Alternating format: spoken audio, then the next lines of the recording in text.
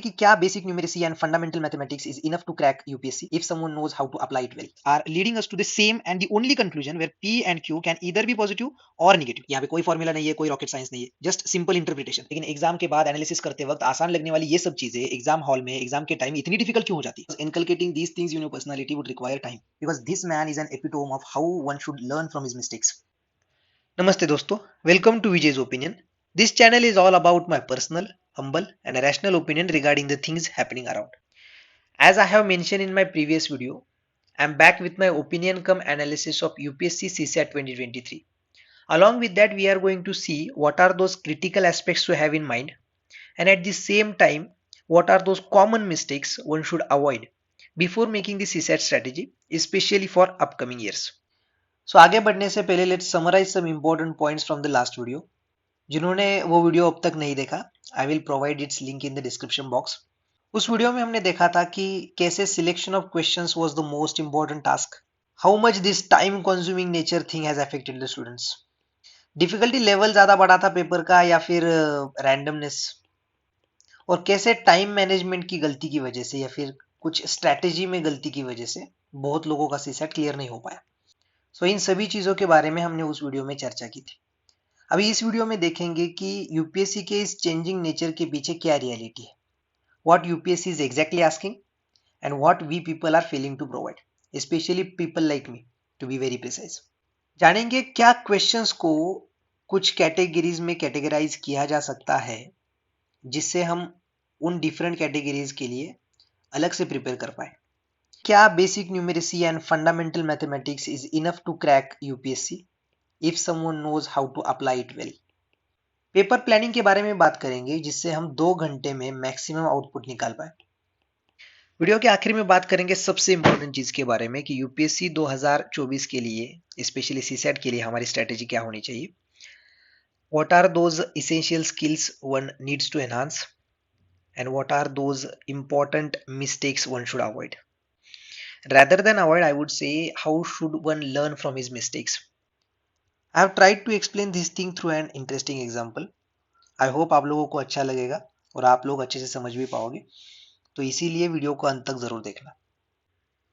चलो आपको एक स्टोरी सुनाता हूँ। Once after scoring a very good knock in a test cricket match, एक रिपोर्टर ने एक लेजेंडरी बैट्समैन को बहुत इंटरेस्टिंग सवाल पूछा कि how did you handle the pressure when opposite team tried to pressurize you by constantly changing their fielding positions as well as constantly changing their field tactics because they were trying to distract you and they were forcing you to divert you from your plan।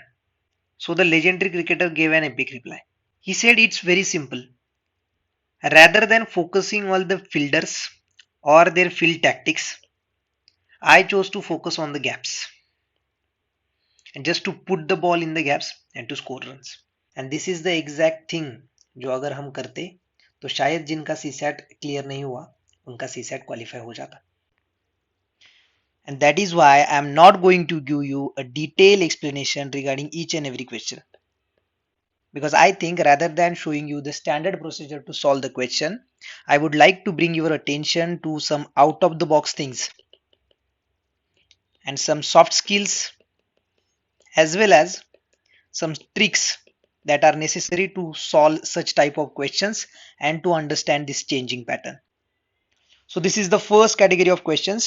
In these questions you just have to draw the possibility whether statement 1 or statement 2 either individually or collectively are enough or sufficient to answer this question or not।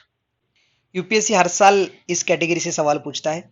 इस बार भी 5 या 6 सवाल इस category से पूछे गए थे, जिनमें से पर्टिकुलरली ये 3 सवाल बहुत आसान लग रहे थे, लेकिन कुछ चीजें हम लोग मिस कर गए जिनके कारण बहुत लोगों ने इन सवालों के आंसर्स गलत मार्क कर दिए। इन क्वेश्चंस में ये इंपॉर्टेंट होता है कि हम हर एक पॉसिबिलिटी को ढूंढें और उसे अच्छे से टेस्ट करें, लेकिन कई बार सारी पॉसिबिलिटीज तक पहुंचने के बावजूद भी हम उस क्वेश्चन को गलत करके आते हैं। जैसे कि इस क्वेश्चन में बहुत लोग 132 या फिर 312 ये 2 पॉसिबिलिटीज निकाल चुके थे। मतलब इन 2 स्टेटमेंट्स की कंडीशंस हमें इन 2 नंबर तक तो ले जा रही थी, लेकिन क्या वो हमें उस नंबर तक, उस एग्जैक्ट नंबर तक लेके जा रही थी जो क्वेश्चन में पूछा गया है? नहीं। That is why this question cannot be answered even by using both the statements together. Similarly, in this question, these two statements are leading us to the same and the only conclusion where P and Q can either be positive or negative. So if we consider them positive, then P can be greater than Q, or we consider them negative, then P is less than Q. But these two statements are not enough to say firmly that is P greater than Q or not. We need any other statement to make it confirm, and that's why the question cannot be answered even by using both the statements together. और इनसे अलग ये question था जहां पे दोनों में से कौन से भी एक स्टेटमेंट से ये क्वेश्चन सॉल्व हो रहा था. And if you really want to understand this, I would suggest you to pause this slide here. Try to solve each and every question on your own. Try to inculcate whatever the things I am telling you right now. And ultimately you will reach to the same conclusion that I have reached. That in questions को solve करने के लिए कोई extraordinary knowledge की जरूरत नहीं थी. These questions were solvable using your fundamental knowledge only. बस आपके पास अच्छी इंटरप्रेटिव स्किल्स होने चाहिए थे. और सबसे इंपॉर्टेंट बात थी कि आप क्वेश्चंस को अच्छे से रीड करो और अंडरस्टैंड करो. क्वेश्चन में जो चीज पूछी है उसे अच्छे से समझो. जैसे कि इस क्वेश्चन में अगर आप इस क्वेश्चन को अच्छे से रीड और अंडरस्टैंड करते तो इस कैन बी का मतलब था you have to check the slightest possibility. मतलब आपकी एक करेक्ट फाइंडिंग इस पूरे स्टेटमेंट को सही करने के लिए काफी थी. ये क्वेश्चन भी फैमिली ट्री के बारे में था.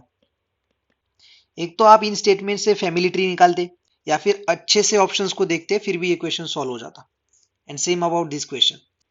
Now the next type of questions is I guess something to talk about because these questions were solvable using formula. But sometimes formula से चीजें बहुत कॉम्प्लिकेटेड हो जाती और एग्जाम के टाइम ये कॉम्प्लिकेशंस बहुत ज्यादा बढ़ते. तो एक सवाल ये भी है कि क्या बिना किसी फॉर्मूला के रैंडमली हम इन चीजों को सॉल्व कर पाते और उसी टाइम फ्रेम में. जैसे कि ये क्वेश्चन था. अब मेरा मेथड बताता हूँ इस क्वेश्चन में मैंने क्या किया. I just divided the whole work in 16 parts. 16 because it is easy to divide by each of this number. So ए अगर 8 दिन में खत्म करता है 16 पार्ट्स मतलब ए एक दिन में 2 पार्ट्स खत्म करता है. बी एक दिन में एक पार्ट खत्म करता है. तो सी एक दिन में 1.33. और ए मंडे को काम करता है, बी ट्यूसडे को करता है, ये फिर वेनेसडे को करता है, फिर थर्सडे को फिर ए करेगा, फ्राइडे को फिर बी करेगा, सैटरडे को सी करेगा. और ऐसे करते करते अगर हम स्टेप बाय स्टेप आंसर निकालते तो 11वें स्टेप तक 16 पार्ट्स कंप्लीट हो जाते और यहाँ पे थर्सडे आंसर आता. मतलब ये स्टेटमेंट तो सही है लेकिन ये स्टेटमेंट नहीं है. और इस क्वेश्चन को सॉल्व करने के लिए आपको मैक्सिमम 2 मिनट लगते हैं इस मेथड से. यहाँ पे कोई फॉर्मूला नहीं है, कोई रॉकेट साइंस नहीं है, सिंपल इंटरप्रिटेशन. जैसे कि ये क्वेश्चन, अगला क्वेश्चन कि इस क्वेश्चन में चाइल्ड 1 2 को रिंग पास करता है, 2 4 को करता है, 4 7 को करता है एंड सो ऑन. लेकिन rather than going by the formula अगर हम इसी सीरीज को कंटिन्यू करते मतलब 7 के बाद 11, 11 के बाद 16, 16 के बाद 22. और ये हमें कब तक करना था? जब तक चाइल्ड 1 के हाथ में फिर से रिंग आना जाए. मतलब अगर सर्कल में 40 बच्चे हैं तो चाइल्ड 1 का नंबर फर्स्ट राउंड के बाद आएगा 41, सेकेंड राउंड के बाद आएगा 81, थर्ड राउंड के बाद आएगा 121, फोर्थ राउंड के बाद आएगा 161. हमें तब तक इस सीरीज को कंटिन्यू करना था जब तक इन चारों में से कोई आंसर नहीं आ जाता. 15th रिजल्ट पे 121 आंसर आ रहा था. It was that simple. What I'm trying to convey is every question has its own way of solving. आप घर से सवाल रट के जाओ और वहां पे जाके कॉपी पेस्ट करो और आपके आंसर आ जाए, ऐसा होगा नहीं. इस साल की यूपीएससी ने तो ये बता दिया कि आपको ज्यादा से ज्यादा एप्लीकेबल होना पड़ेगा. जितने ज्यादा आप अपने फंडामेंटल नॉलेज को अप्लाई कर पाएंगे उतनी ज्यादा पॉसिबिलिटी है कि आप मैक्सिमम क्वेश्चंस को अटेम्प्ट कर पाएंगे और उनमें ज्यादा से ज्यादा आपके सही भी हो पाएंगे. अभी आगे के क्वेश्चन जल्दी से देख लेते हैं वरना वीडियो बहुत लेंदी हो जाएगा. Now see this question. इस क्वेश्चन में ई और एफ की वैल्यू दी गई है और डी ई एफ और जी एच आई की सम 975 दी गई है. मतलब डी ई की value 0, F plus G H I equals to 975. अभी सिंपल एडिशन करनी थी मतलब उससे आई की वैल्यू आपको 7 आ जाती, एच की वैल्यू 6 आ जाती, डी और जी की वैल्यू मिल जाती 4 या 5. तो ए बी और सी के लिए बचे सिर्फ 1 2 और 3 और इनकी सिंपल सम पूछी थी मतलब 6. Same about this question. A B C plus D E F equals to 1 1 1 1. अब ऐसे कौन से नॉन जीरो डिजिट्स है जिनकी समेशन 11 आ सकती है? वो 2 और 9 है, 3 और 8 है, 4 और 7 है. 5 और 6 है। इनमें से कौन सी भी पेयर आप सिलेक्ट करते और ABC और DEF की वैल्यू निकालते और उनकी सम करते तो एक ही कॉमन आंसर पे आ जाते, वो था 31। और ये क्वेश्चन तो बहुत लोगों का सिर्फ प्रेशर की वजह से छूट गया कि उन्हें क्वेश्चन देख के लगा कि क्वेश्चन शायद बहुत डिफिकल्ट हो जाता, लेकिन वो बहुत सिंपल क्वेश्चन था। What is the sum of all 4 digit numbers less than 2000 form by these digits. तो एक को तो यही रखना था, सिर्फ 2, 3 और 4 को इंटरचेंज करके आगे के नंबर निकालने थे और उनकी सिंपल एडिशन करनी थी, तो आपको आंसर आ जाता। सेम अबाउट दिस क्वेश्चन, इसमें ग्रेटेस्ट वैल्यू पूछी है, मतलब ग्रेटेस्ट वैल्यू वाले सिंगल डिजिट नंबर जो कि है 6, 7, 8 और 9। तो इस इक्वेशन के हिसाब से इनके डिफरेंट पेयर्स करने थे और you just have to test what's the greatest value. जैसे कि ये क्वेश्चन, ये बहुत बेसिक क्वेश्चन था। अगर 1186 से आप उसका रिमाइंडर निकाल दो तो जो नंबर आएगा वो कंप्लीटली डिविजिबल होगा और उसके जितने फैक्टर्स होंगे उतने नंबर से वो कंप्लीटली डिविजिबल होगा। In this question they have asked any choices of values of x, y, z. So if you take 1 2 3 1 2 3 and divide it with 7 11 और 13, आपको आंसर मिल जाता। 10th का 10th पावर दिया है, बहुत लोगों को लगा ये बहुत बड़ा नंबर हो जाएगा। It was very simple, just आपको इस नंबर को 7 से डिवाइड करना था क्योंकि 7 दिन बाद संडे तो रिपीट होने वाला है। फिर जो इसका रिमाइंडर बचेगा जो कि 4 है, वो अगर संडे में ऐड कर दो तो आपको एग्जैक्ट डे मिल जाएगा जो कि थर्सडे था। ये क्वेश्चन भी, जिसको कंपाउंड इंटरेस्ट का फॉर्मूला पता है, a is equal to P into 1 plus R by 100 raise to n, और जिसने क्वेश्चन अच्छे से पढ़ा है कि half yearly with r% annual rate, मतलब हाफ ईयर के लिए r%, तो n का वैल्यू आ जाएगा 2। जस्ट सिंपल इतना जिसको पता होगा वो ये क्वेश्चन आसानी से सॉल्व कर पाता। और अगले वाले सवाल तो बहुत इजी थे, ये पैटर्न हर साल रिपीट होता है। जैसे ये सवाल, इसे 100 से डिवाइड करना था, सिंपल 100 के फैक्टर्स कर दो तो ये कंप्लीटली डिविजिबल हो जाता, मतलब 0। यहाँ पे सभी प्राइम नंबर थे और एक कंपोजिट नंबर दिया था तो ये अलग हो जाता। और ये मैंने पिछली वीडियो में बताया था कि सिंपल एडिशन करनी थी टर्म्स की, आपको सही आंसर मिल जाता। ये दोनों सवाल, जिसको साइक्लिसिटी पता है, साइक्लिसिटी ऑफ नंबर्स, जिसपे हर साल सवाल होता है, अगर आपने ये टॉपिक अच्छे से प्रिपेयर किया होता तो ये दोनों सवाल बहुत आसान थे। ये सिंपल अल्फाबेट पे सवाल था। जैसे इस सवाल में आपको पैटर्न ढूंढना था, अगर आप वाया ऑप्शंस भी जाते तो भी ये आपको आंसर आ जाता। ये भी सवाल बहुत आसान था। क्लॉकवाइज डायरेक्शन में 12 थिंग्स में से 10 कॉन्जिक्यूटिव थिंग्स आपको सिलेक्ट करने थे, जो कि 12 बार आप कर सकते हो। So these are around 24 questions which were belong to easy to moderate category, शायद उससे ज्यादा भी हो सकते हैं। तो इन क्वेश्चंस का लेवल बहुत ज्यादा डिफिकल्ट था नहीं, लेकिन शायद कुछ लोगों के लिए ये टाइम कंज्यूमिंग जरूर हो सकता है। तो अगर एक क्वेश्चन के लिए आप 2 से 2.5 मिनट भी देते तो एटलीस्ट ये 24 या 25 सवाल आपके 75 मिनट्स के अंदर सॉल्व हो सकते थे। और रही बात कॉम्प्रिहेंशन की, तो यूपीएससी का इस साल का कॉम्प्रिहेंशन इतना आसान तो था कि 45 मिनट्स में आप उसके 26 क्वेश्चन अच्छे से सॉल्व कर पाते। तो अगर आप इन 2 घंटों में 50 क्वेश्चंस भी सॉल्व कर पाते और उनमें से 40 भी आपके सही हो जाते तो आपका स्कोर अराउंड 90 आराम से आ सकता था। लेकिन एग्जाम के बाद एनालिसिस करते वक्त आसान लगने वाली ये सब चीजें एग्जाम हॉल में एग्जाम के टाइम इतनी डिफिकल्ट क्यों हो जाती है? और इसका सिंपल रीजन है प्रेशर। बिकॉज प्रेशर को हैंडल करना हर किसी के बस की बात है नहीं, क्योंकि कुछ रैंडम सवालों की तरफ हम इतने कॉन्सेंट्रेट हो जाते हैं कि आसान सवालों पर हम फोकस ही नहीं कर पाते। दैट्स वाई एग्जाम के टाइम पे selection of questions become the most important as well as the most difficult task. और इस साल जो लोग ये टास्क अच्छे से कर पाए उन्हें सी सेट में अच्छे मार्क आ रहे।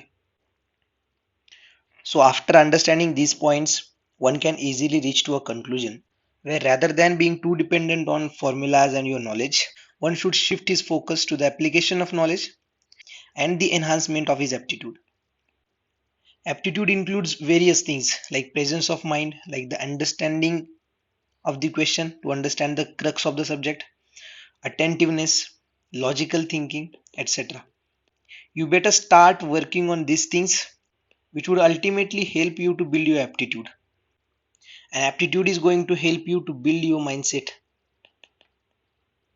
और इन चीज़ों पे हमें constantly काम करना होगा, because inculcating these things in your personality would require time. So whenever you are about to make any plan regarding CSAT, just sincerely consider these soft skills in your mind. Paper planning के बारे में हमने पिछले video में भी चर्चा की थी कि कैसे प्लानिंग और इम्प्रोवाइजेशन आपको हेल्प करते। और पेपर प्लानिंग में कॉम्प्रिहेंशन और मैथमेटिक्स दोनों को इंपॉर्टेंस देना बहुत जरूरी है। You just can't rely on only one thing at a time. मैंने यही गलती की, and that is why even though getting many questions of maths correct, I was not able to qualify CSAT, क्योंकि पेपर के 2 घंटे हमारी पूरी साल की मेहनत को टेस्ट करेंगे। Hence I am urging you people कि इन चीज़ों पे अभी से फोकस करना शुरू करो। These things are going to help you a lot. अभी बात करते हैं कि इन सभी पॉइंट्स को समझकर हम 24 या 25 के लिए किस प्रकार की स्ट्रैटेजी फॉर्म कर सकते हैं। So first thing I would suggest you to do it, basic numeracy को स्ट्रॉन्ग करो। What is exactly this basic numeracy? Basic numeracy मतलब tables from 1 to 30, squares, cubes, fundamental concepts जैसे speed, simple interest, compound interest, number system and many more, because these things would help you to boost your speed, and speed is going to help you to search and try different possibilities. So basic numeracy को strong करना बहुत जरूरी है। Fundamentals को समझो, subject के crux को hit करो। माइंडसेट बिल्डिंग के बारे में हमने अभी बात की, because mindset building is something जो कि over the period of time build होगा। You have to give specific time to this thing, because mindset building will teach you how to absorb pressure, how to properly handle it, how to perform better even if the things are going against you. जैसे मैंने उस story में बताया था कि आपको focus को सही जगह लगाना है। जैसे फील्डर्स का प्रेशर ना लेकर गैप्स पे कंसंट्रेट करना है, वैसे ही है कि डिफिकल्ट क्वेश्चन का प्रेशर ना लेकर जो इजी क्वेश्चन है उन पे फोकस करना है। तो माइंडसेट बिल्डिंग आपकी इसमें बहुत ज्यादा हेल्प करेगा। Last thing but not the least, learn from the mistakes. Try to figure out where your aptitude is lagging behind, what things you need to enhance and learn, and start working on it. Let's understand this thing from an example. Most of you are aware of this famous comic character called Iron Man, also known as Tony Stark. Why his poster is here? Because this man is an epitome of how one should learn from his mistakes. As in the first Avenger movie, he's got blacked out in space while directing the missile. So in Infinity War, he made his suit space compatible because he learned from his mistake. In Civil War, Ant-Man slips between his armor. So he upgraded the suit with nanotechnology, leaving no gaps behind because he learned from his mistake. In Civil War, while fighting with Captain America, his aiming system got damaged. So later he developed auto-aiming missiles and used those against Thanos because he learned from his mistakes. In Age of Ultron, his blasts were unable to stop Hulk. So later in Infinity War, he added larger detachable thrusters to tackle with such large size enemies. In Civil War, his friend Rhodey fell and he wasn't able to save him due to slow speed.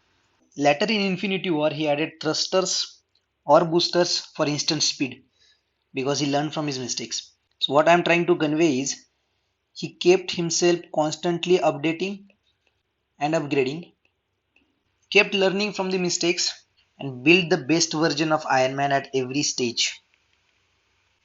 That's exactly UPSC wants us to do. So never doubt your capabilities, be hungry, be disciplined. So with this note, let's end this session and मिलते हैं किसी नए topic के साथ। तब तक stay tuned.